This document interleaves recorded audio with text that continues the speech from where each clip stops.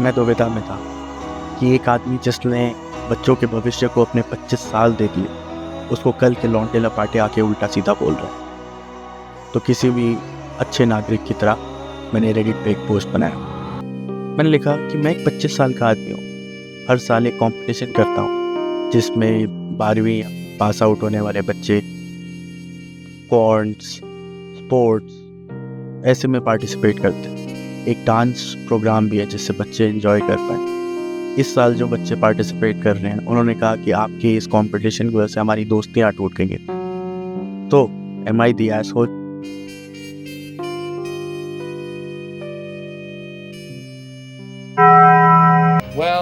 Well. How the turntables? Yeah, baby! That's what I've been waiting for. That's what it's all about. Woo! हमारी पूरी story start होती है जैसे कि एक सेटअप हो मेन कैरेक्टर्स के फ्यूचर की एंट्री का, और फिर हम फ्लैशबैक में जाते हैं जब पहली बार एंट्री होती है वरुण धवन की, फिर पहली बार एंट्री होती है आलिया भट्ट की, फिर पहली बार एंट्री होती है सिद्धार्थ मल्होत्रा की, जिसके बारे में हम एंड में बेटर बात करेंगे। फिर एक सेकेंड एंट्री होती है आलिया भट्ट की कैफेटेरिया में, जिस एंट्री के अंदर वरुण धवन और सिद्धार्थ मल्होत्रा दोनों की सेपरेट एंट्री होती है। फिर वो लोग एक आइलैंड पर जाते हैं जिसमें सबकी पानी से एंट्री होती है, तो आलिया भट्ट की एंट्री, वरुण धवन की एंट्री, सिद्धार्थ मल्होत्रा की एंट्री। फिर उस आइलैंड पे फिर से आलिया भट्ट की एंट्री होती है जिस गाने में सिद्धार्थ मल्होत्रा और वरुण धवन की फिर से एंट्री होती है। फिर ये लोग एक प्रॉम शो करते हैं जो पूरा पॉइंट ही जिसका होता है एंट्रीज करना, तो फिर से इन तीनों की एंट्री।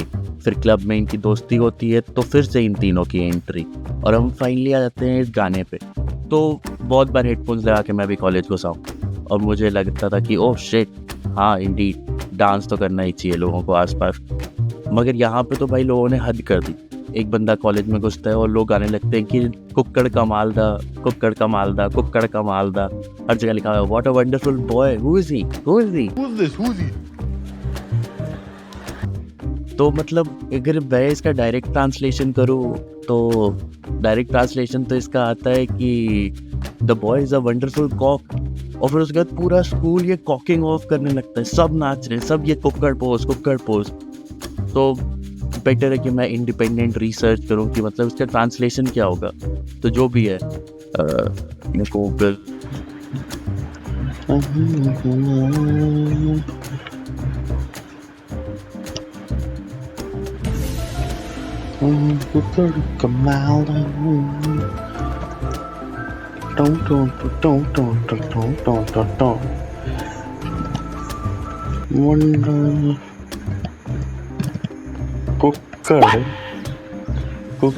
What the fuck? कमा ये लेगा मेरा जॉब। छी ऐसी वाहियात बातें। I'll take your hit, Bubsy. I see what you're saying to me. Don't you worry. We're on the same level.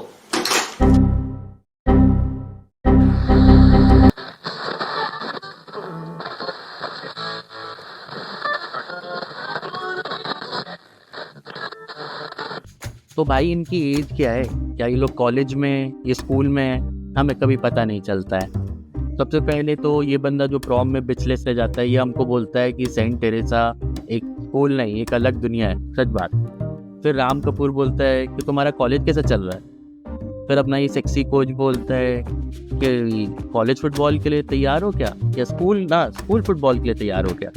फिर हम ये सीन में आते हैं जिसमें सब बाइक पे आ रहे हैं। तो इंडिया में तो भाई 18 की उम्र होनी चाहिए बाइक चलाने के लिए, लेकिन मान लेते हैं कि चलो 12वीं के बच्चे 18 की उम्र है।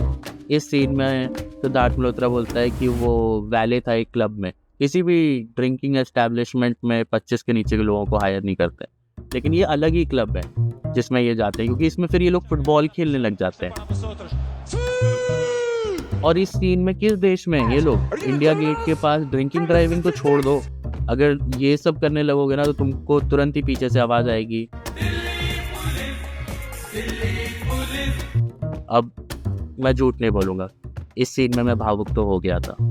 इस सीन में वरुण धवन और राम कपूर भाई दोनों ने ही बहुत अच्छी एक्टिंग की है, लेकिन इतना मुश्किल नहीं है इसके बाप का साइड समझना, क्योंकि अभी हम वरुण धवन एक एक्टर को देख रहे हैं, भाई बॉडी वॉडी बनाई हुई है, सबको लग रहा है कि भाई एक आइडल तो बन ही जाएगा, लेकिन मेरे को बस एक फ़ोटो लगानी है और ट्रैक चेंज करना है, तो तुम तुरंत समझ जाओगे कि उसके बाप की आंखों में क्या चल रहा है।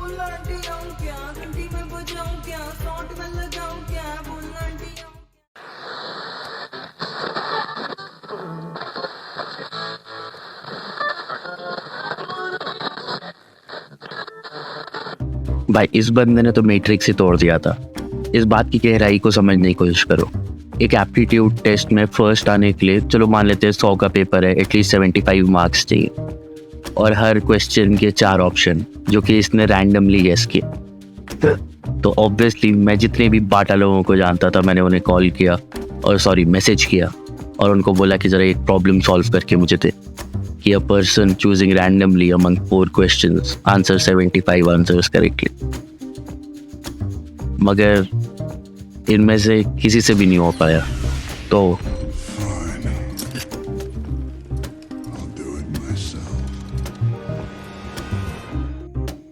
ठीक है, तो हमें पता है कि ये सारे क्वेश्चंस हैं एमसीक्यू और मतलब एक नॉर्मल बेल कर्व अज्यूम करते हो चलो हम बोल देते हैं कि 75, मतलब बहुत असम्पशन 75 इसने सही गेस किया है टॉप करने के लिए। तो सबसे पहले हमें ये पता है कि भाई 1/4 है इसका एक आंसर सही देने की प्रोबेबिलिटी, और ये 75 बार होगा तो बेसिकली इनटू 75 परसेंटेज में चाहिए तो 100, और अगर मैं कैलकुलेटर करूँ तो 1/4 इंटू 75 बाय 100.18% चांस।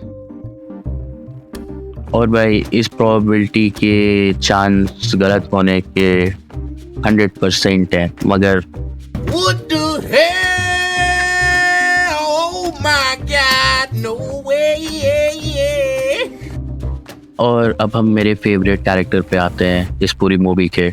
इश्क सच्चा वही जिसको मिलती नहीं मंजिलें, और इस तरह पूरे स्कूल में लोगों की 15 दिक्कतें थी, लेकिन हम ये एक लव स्टोरी को अनफोल्ड होते हुए नहीं देख पा रहे थे, और पूरे स्कूल और बच्चों का बस एक चूतिया सवाल था।